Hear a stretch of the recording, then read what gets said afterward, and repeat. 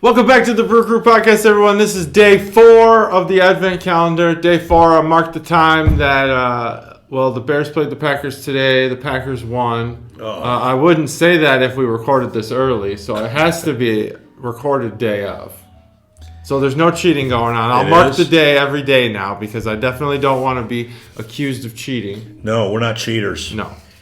No, we believe in free and fair elections. I don't know if it's cheating per se, but, recording a bunch all at the same time. Hey, we're not doing it. Whatever. This is day 4. We're literally counting down to Christmas. This is Ottakringer. How do you say that in Austrian? Ottakringer. There you go. That's how you say it in Austrian. Ottakringer.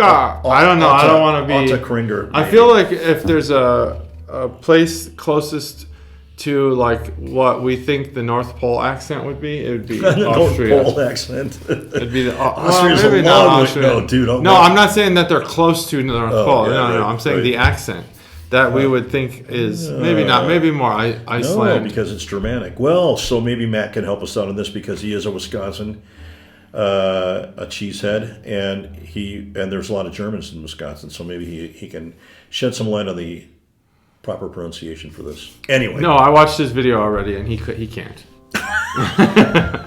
Yeah, I already saw his video for the day. Although I didn't see his score, I watched up to about the halfway mark of his video so far. Busy day. But anyway, Vienna Lager. This is Ottakringer. And we'll get into it. Let's just break this thing open and start drinking Let's do it. It's definitely primed and ready to be opened. You ready? Yep. 3, 2, 1. Oh, man, I was way behind. Dude. We got a third guest today, Father Christmas. We'll see if he wants any of this. Father Christmas, I think he imbibes. Just my personal opinion. He imbibes for sure. Does he? I don't know. I don't have anything yet about Father Christmas, except he goes to Austria before the United States. Well, and I think Chris Kringle is definitely Germanic, and Santa Nicholas, I think, is also Germanic. Popo Gigio's not, but I think that's Popo Gigio. That's from the Santa Claus. Let's face it, the Italians stole it like they do every year. We talk about that every year. Yeah. That scene in the Santa Claus where Tim Allen's arrested. Yeah. He's going over all the names. That's Popo Gigio. Popo Gigio. I don't want to get copyright infringed for that movie. They got Nicholas, which is also Russian, though. Nicholas is Russian? Yeah. Nicholas, but they got Nicholas. They got Chris Kringle. Nikolai. I mean, there's a lot of German in there, so... that's my story, and I'm sticking to it. Well, this guy, he looks like he's got some German going. He's wearing old school. What kind of coat is that? That's like a wizard's coat. Yeah, it is. Got wizard sleeves. It's almost like Dumbledore. Like Dumbledore. Well, look, Dumbledore. He's almost carrying German name. Owl's cage from Harry Potter. Yeah. It's kind of Harry Potter-esque, isn't it? It's got a Harry Potter feel to it, does, which I have seen the first movie, read none of the books. Ah. I'm not a big magic person. Yeah. So my childlike imagination is very limited. I think you've read one more book than I have. No, I haven't read any of the books. I've seen the first movie. That's it. I've seen all the movies now. Finally, the last 2 movies just saw like last year. I might have been at your house for one of them. But anyway. Yeah. So Ottakringer. This beer is from Austria. It is from the brewery was established in 1837. Wow. So the name of this beer is Ottakringer and the breweries, or is the name of this beer Vienna Lager? Ottakringer is the name of the beer, or it's the name of the brewery. Brewery, and it's just Vienna Lager. And they're touting it here as malty and authentic Vienna Lager. That is what they tout it as. And it is brewed in Vienna. So there you go. 1837, holy cow. That's got to be the oldest brewery of any beers we've done. Well, in the Advent thing. For the Advent thing, yeah. Matt and I have done one. He had acquired a beer from a monastery, I believe. A monk, Trappist monk thing. Really? Mm-hmm. And that brewery was started in, I think, the 1600s. Wow, holy cow. Yeah, it's just so old. And the beer was old. Just kidding. It was brewed within the year, I'm sure. I can't imagine what a beer would taste like a couple hundred years old. They found some in Egypt, I think. Really? Is it Egypt? I don't think they drank it. But they found some some beer that had survived time, but it doesn't. I don't know what it is. I can't back that up. What I do know is that this is a beer. That's about all I know about this beer. It doesn't have the percentage or anything on it.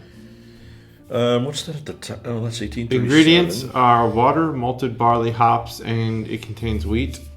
I will look up the alcohol content. Here it is right here.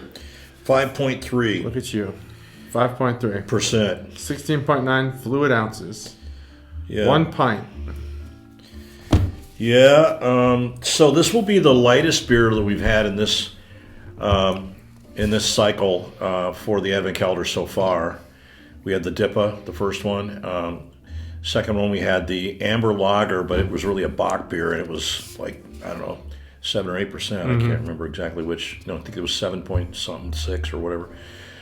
And then the last one we had was, of course, the 11.7 one. That was a pretty heavy-duty one that we had some good memory about. So, how did Matt like? I didn't see his podcast on the one yesterday. How did you? I don't know what he thought of yesterday's. Oh. I haven't watched that one yet. Anyway, I'm getting to him. I'm a little behind. So this is the lowest alcohol content and the lightest beer, as it is a Vienna Lager. Vienna Lagers are very interesting, but Vienna Lagers are similar to a Czech lager. So, like the original Czech lagers, like Pilsner and Pilsen and. Budvar, which was the progenitor. Pregenital? Man, that was a Freudian slip. Yeah. Progenitor of Budweiser. But in that same vein, that's kind of the pain. And when you taste it, you can taste that. It's got a real lager taste to it, but yeah, it's got a lagery taste. But it's pretty bold though for a lager. I mean, it's got a really full flavor to it, which I like. Yeah. I think this beer is all taste, so why don't we just break right into it? I don't have a lot of the history like Chuggalos Phil has here about the history, and I like it. I think that we need that. So thank you for imparting that on us. But there's just not a lot. I'm sure this brewery has a ton of things we could talk about, but I'm not going to. I don't have that information. Me neither. Generally about the Vienna lagers, but not about the brewery. I did a little bit of research on the brewery, but there's just I just didn't do enough to give it justice. It's let's dive right in. Let's do it. Yeah, do you want me to go first? Or you go first. All right, I'll go first this time. Have you had a chance to? Yeah. Oh, yeah. I've definitely had a good taste. So yeah, malt's definitely malty. Yeah. It is. That's the star of the beer, and I couldn't define the types of malts, whether it's in this beer or any beer. I'm not that sophisticated about it, but I can tell the level of. I'm going to sneeze at some point, but I'm not sure when. It's coming. I'm just going to... Good. Let it out. I'm just going to do it. Better out than in. If you got a burp, do that too. Yeah, right. Farting, farting is okay. Okay, so now that's out of the way. Okay. Man, I was really trying to hold that in. So I can tell that these malts have been cooked a little bit more. They're almost pushing themselves into like a brown ale bordering porter, because not in a dark beer way. I'm just saying that the malts are cooked. There's a little char on them, and you can taste it. Other than that, though, it's a standard lager, and I think it's a standard good lager. This is definitely not. You're not going to have Yingling fans clamoring for this, because Yingling is basically a lager for Miller Lite drinkers, whereas this is a lager for craft beer drinkers. It is malty. I don't know about the authentic part. Is it authentic? Of course it is. It's Ottakringer. Comes from Austria. Yeah. But it's malty for sure. It does. It is a very classic Vienna lager style and taste and flavor profile. I'll tell you that. It is a lager. It's in that respect, it's very different than the other beers that we've had so far. We've had all ales so far. It is different. Sorry, that second one was an amber lager. I stand corrected. That was a Bock beer, which similar in some ways, but the malt there was darker. They use a roasted or toasted malt for that. This has some elements maybe toasted. But not dark. It hasn't been burnt.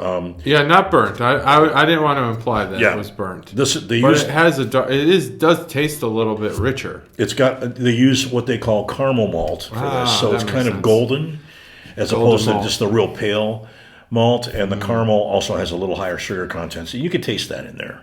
I guess so. It's a little sweeter, just a little bit sweeter.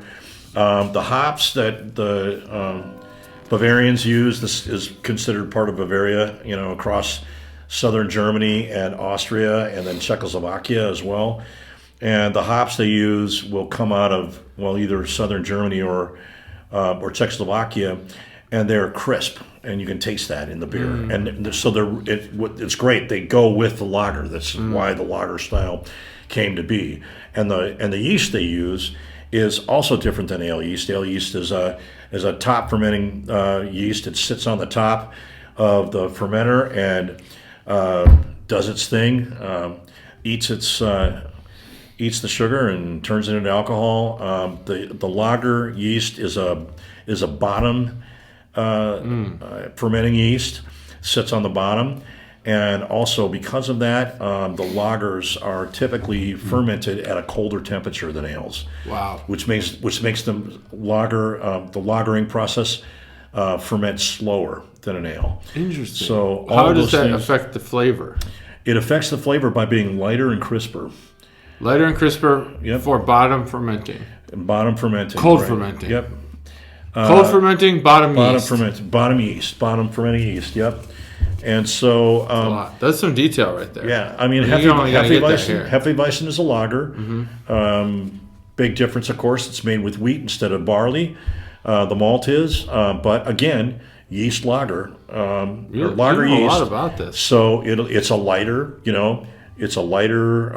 more refreshing, more crisp type of beer that tastes better cold because it was lagered when it was cold.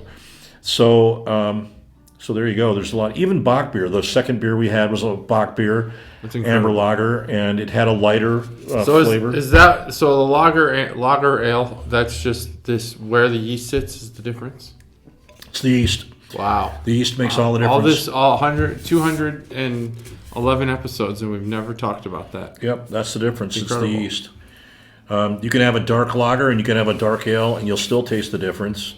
You can have a light ale, like a pale ale, and you can have a light lager or like a Hefeweizen. Of course, has its own flavor profile because of the wheat, but they'll taste very different just because of that. Well, yeah. Well, I think that this beer has when we get into things like lagers, things that we have a lot of in the United States, in the way of like common beers, kind of your gas station purchase type beers, your 24 packs, 30 cases, things like that. This is not one of those. I'm just saying that when we get to that part, when we drink those beers, we always try to say like, how close does this resemble a craft beer? Because some of these beers lean towards catering to the swill drinker, whereas some of these beers cater towards like, we're going to do this beer, but we're going to do it in a craft way. Yep. I don't think Ottakringer is thinking that. I think they're thinking, we've been making beer since 1837, and we're going to make damn good beer. That's right. And we're not going to worry about who's drinking it because we like it. I think this beer is good. I think it's good. I would expect this at a bar. Like, I would expect this beer to be, and maybe it is, the Miller Lite of Austria. When I go and I sit at the bar, that's the one that I'm going to see the most tap handles of at all the different places I go to because it's probably common. I'm not sure if this beer is common or not. Don't know. From the website, the look of the website, it seems like a very, I don't want to say common again, but I did. Bigger produced, It maybe. seems like, more mass-produced, kind of easily maybe. accessible brewery, so I'm guessing that this is available. The can art, it's not much to it, but it is green and yellow, so it's got those Packers colors, which sucks.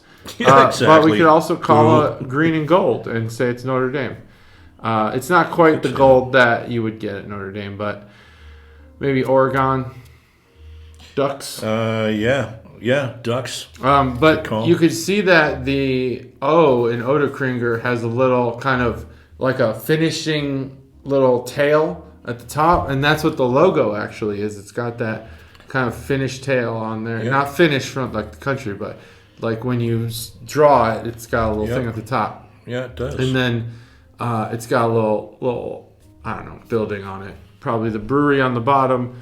Original beer import. Very simple can. That's all you need when you're this. I've noticed that when we get these simple cans and they're European, I always tend to think that this is like that nation's swill. That's their Miller Lite. That's their Bud Light. So I don't know if that's just a mental thing or not. But if you were to hand me a beer that looked like this in a can and it was a special craft beer from that country, I wouldn't know. And then inside the O, there's a little volleyball pattern. You probably can't even see it. Oh, there is, isn't there? But there's just a little pattern of yellow, volleyball type pattern. That's the can art. It's really simple. And we're still sponsored by Barrel House, so that's great. Thanks, Barrel House. I give this beer a 3.75. 3.75. Yeah. Nice. The O also, the yellow goldish O is reminiscent of the Oakwood. Oh, definitely. I must just have to Most throw that in people there. don't know that. Yeah, I know. We just have to throw that in there, though.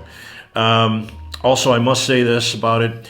It is not a light beer at all. It's 5.3, and it's got definitely a fuller-bodied flavor to it.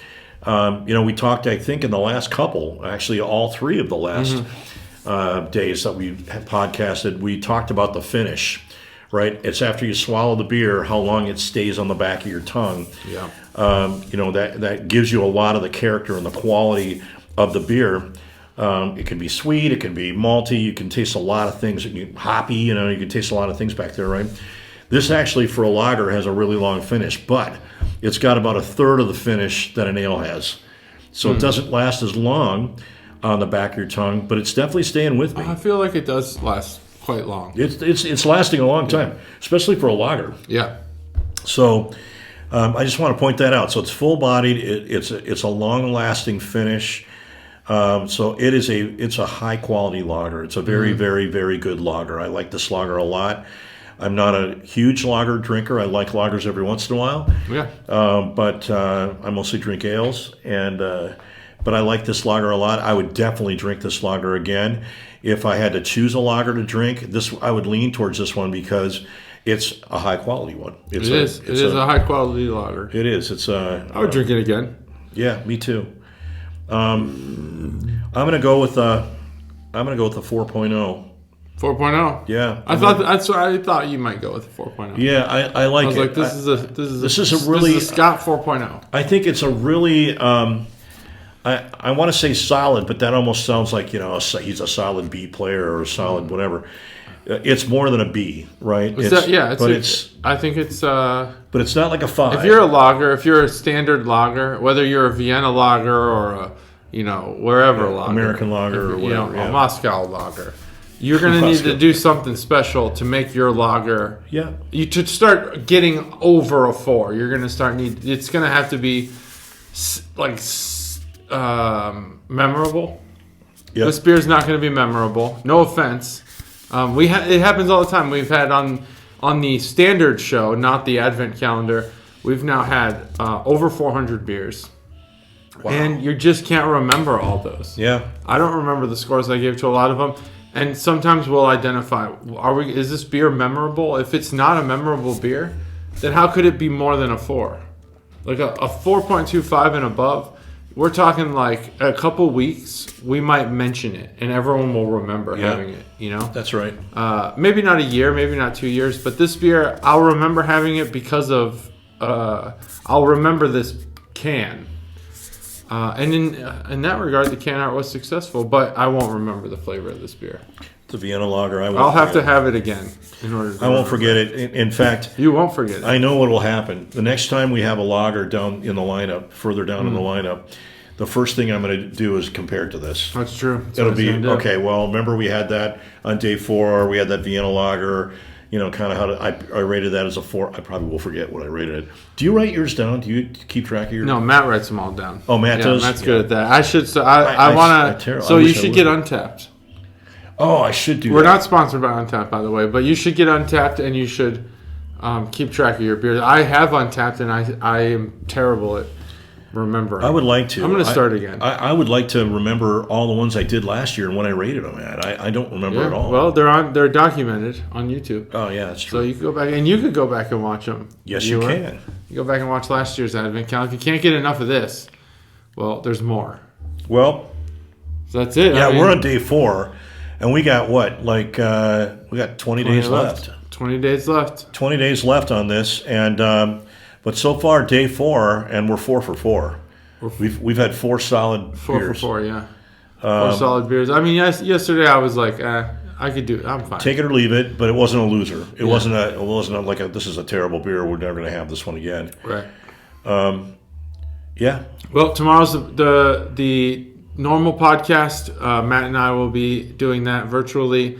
Chuggalos Phil should have a video of a solo gig. Yeah. Drink along. Yeah. And Father Christmas may or may not be there. Father Christmas may be there. He was a big fan of this beer. He had a bunch. Look at his face. You could just tell. He's hammered. Father Christmas. He is. He's hammered and he loves it. Look at those pink cheeks. Yeah, he's been drinking. Pink cheeks. He loves this thing.